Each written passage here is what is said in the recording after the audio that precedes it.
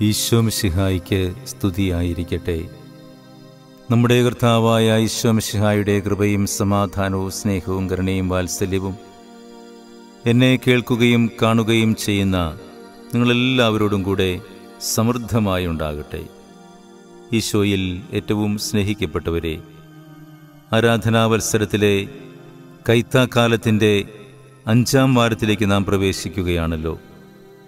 ഈ അവസരത്തിൽ സഭ നമുക്ക് ധ്യാനത്തിനായി നൽകുന്ന വചനഭാഗം വിശുദ്ധ ലൂക്ക അറിയിച്ച സുവിശേഷം 11-ാം അധ്യായം 14 മുതൽ 26 വരെയുള്ള തിരുവചനങ്ങളാണ്.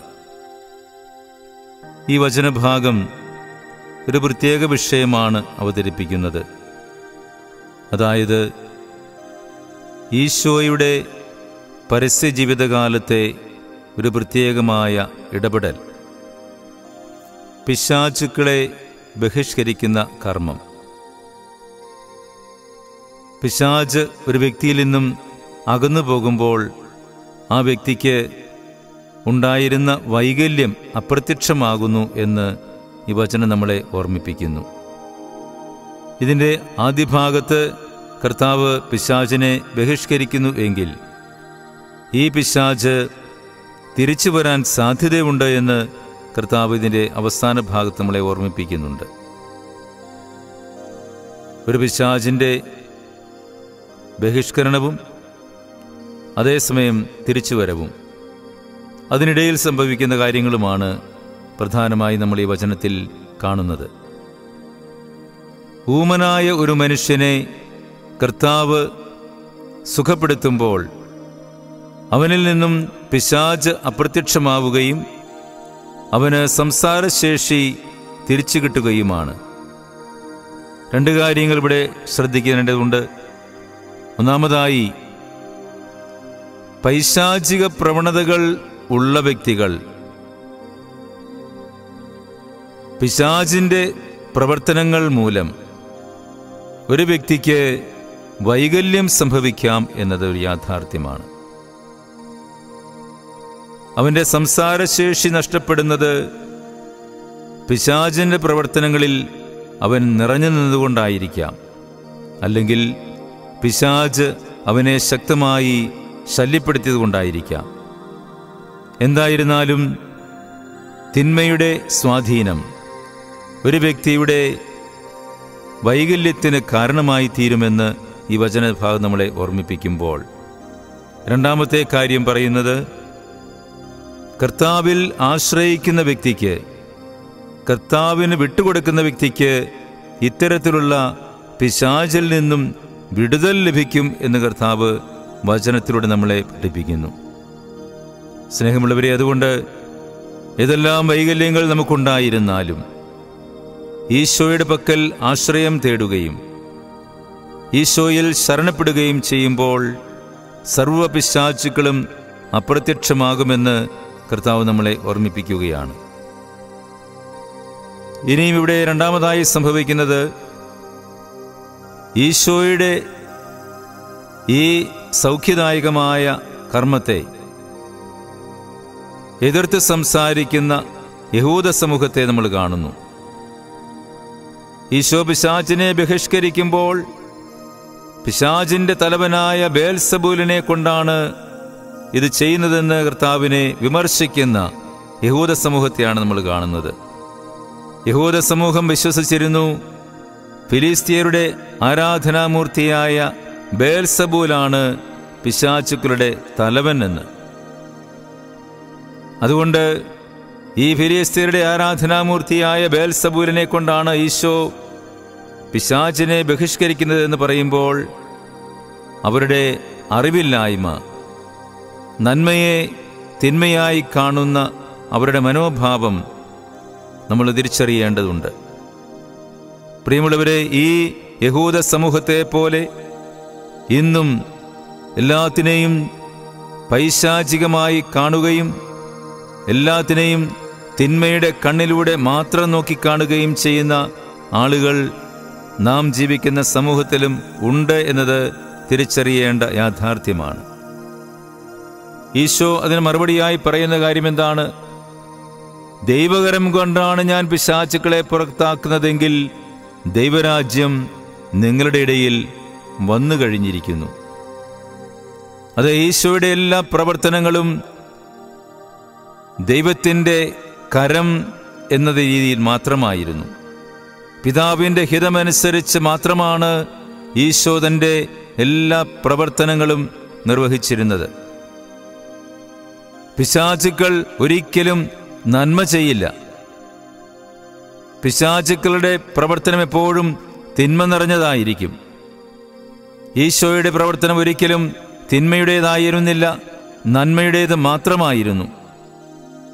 മറ്റുള്ളവരോടുള്ള സ്നേഹത്തിൻ്റെ പ്രവർത്തനം, സ്നേഹിതന് വേണ്ടി ജീവൻ ബലി കഴിക്കുന്നതിനേക്കാൾ വലിയ സ്നേഹമില്ല എന്ന് പഠിപ്പിച്ച ഈശോ തൻ്റെ സ്നേഹത്തിൻ്റെ രാജ്യം സമാഗതമാകുന്നതിന് വേണ്ടി യത്നിക്കുകയായിരുന്നു. തന്നിൽ വിശ്വസിക്കുന്ന എല്ലാവർക്കും ആ സ്നേഹത്തിൻ്റെ ഒരു സൗരഭ്യം അവിടുന്ന് പകർന്നു കൊടുത്തിരുന്നു. എല്ലാവരോടും കരുണയോടെ അവിടുന്ന് പ്രവർത്തിച്ചിരുന്നു. ഈ സ്നേഹമോ കാരുണ്യമോ ഒന്നും പിശാചുകൾക്കോ പിശാച് ബാധയുള്ളവർക്കോ പിശാചിനെ ആരാധിക്കുന്നവർക്കോ ഒന്നും ഉണ്ടാവില്ല. അതുകൊണ്ട് തന്നെയാണ് പിതാവായ ദൈവത്തിൻ്റെ പുത്രനായ മിശിഹ ഈ ലോകത്തിൽ വന്ന് ദൈവികമായ പ്രവർത്തനങ്ങൾ ചെയ്യുമ്പോൾ പിശാചിൻ്റെ ആളുകൾ കർത്താവിനെ വിമർശിക്കുന്നത്. ഇന്നും ദൈവികമായ പ്രവർത്തനങ്ങൾക്കെതിരെ വിമർശനത്തോടെ നോക്കിക്കാണുന്ന എത്രയോ ആളുകൾ ഉണ്ട്. സഭയെപ്പോലും കുറ്റപ്പെടുത്തുന്ന ആളുകൾ പുറമേ നിന്നും അകമേ നിന്നുമുണ്ട് എന്നത് ഒരു യാഥാർത്ഥ്യമാണ്. എന്ന് പറഞ്ഞാൽ പിശാചിൻ്റെ പ്രവർത്തനങ്ങളിൽ മുഴുകി ജീവിക്കുന്ന ആളുകളുടെ എണ്ണം ഇന്ന് കൂടിക്കൊണ്ടിരിക്കുകയാണ്. ആധുനിക തലമുറയിൽ കലഹങ്ങളും ഭിന്നതകളും രൂക്ഷമായ, കർത്താവ് പറയുന്നുണ്ടല്ലോ, അന്തഛിദ്രമുള്ള രാജ്യവും ഭവനവും നശിച്ചു പോകും. അന്തഛിദ്രം എന്ന് പറഞ്ഞാൽ ഉള്ളിൽ കലഹമുണ്ടാക്കുന്ന അവസ്ഥയാണ്. ഒരു വ്യക്തിയുടെ ഉള്ളിൽ തന്നെ കലഹത്തിൻ്റെ ലാഞ്ചനയുണ്ടെങ്കിൽ അത് നാശത്തിൻ്റെ അടയാളമാണ്. ഒരു കുടുംബത്തിൽ കലഹമുണ്ടെങ്കിൽ അത് നാശത്തിൻ്റെ അടയാളമാണ്. കലഹ കാരണം ആരാണ്? പിശാചാണ്. കലഹത്തിന് എപ്പോഴും തുടക്കം കുറിക്കുന്നത് പിശാചിൻ്റെ പ്രവർത്തനമുള്ളവരാണ്. അതുകൊണ്ട് കർത്താവ് വ്യക്തമായിട്ട് പറയുന്ന ഈ വചനം നമുക്ക് നമ്മുടെ വ്യക്തമായ ബോധ്യത്തോടുകൂടി ഉൾക്കൊള്ളാൻ പരിശ്രമിക്കാം. പ്രിയപ്പെട്ടവരെ, നമ്മുടെ കുടുംബങ്ങൾ ഒരിക്കലും കലഹമുണ്ടാകേണ്ട കുടുംബങ്ങളല്ല. വ്യക്തിജീവിതം ഒരിക്കലും കലഹകാരണമായി തീരാൻ പാടില്ല. ദൈവസാന്നിധ്യമുള്ള വ്യക്തിക്ക് ഒരിക്കലും കലഹിക്കാൻ കഴിയില്ല. പിശാച് ബാധയുള്ളവരാണ്, പിശാചിനാൽ നയിക്കപ്പെടുന്നവരാണ്, തിന്മയുടെ സ്വാധീനത്തിൽ അകപ്പെട്ടു പോകുന്നവരാണ് എപ്പോഴും കലഹകാരികളായി മാറുന്നത്. അത് നാശത്തിലേക്കുള്ള വഴിയാണ് എന്ന് കർത്താവ് നമ്മളെ ഓർമ്മിപ്പിക്കുകയാണ്.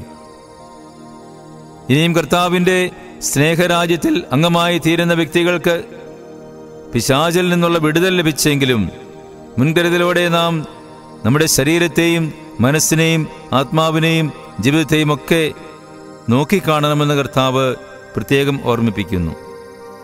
എപ്പോഴും കരുതലോടെ ഇരിക്കണം. ഇറങ്ങിപ്പോയ പിശാച് സർവസന്നാഹങ്ങളോടുകൂടി തന്നേക്കാൾ ദുഷ്ടരായ 7 പിശാചുക്കളെയും കൂടെ കൂട്ടി തിരിച്ചു വരുമെന്ന് കർത്താവ് ഓർമ്മിപ്പിക്കുകയാണ്. അവസാന വാക്യത്തിൽ 24-ാം വാക്യം നമുക്കൊന്ന് വായിച്ചു കേൾക്കാം. അശുദ്ധാത്മാവ് ഒരുവനെ വിട്ടുപോയാൽ വരണ്ട സ്ഥലങ്ങളിലൂടെ ആശ്വാസം തേടി അലഞ്ഞു നടക്കും.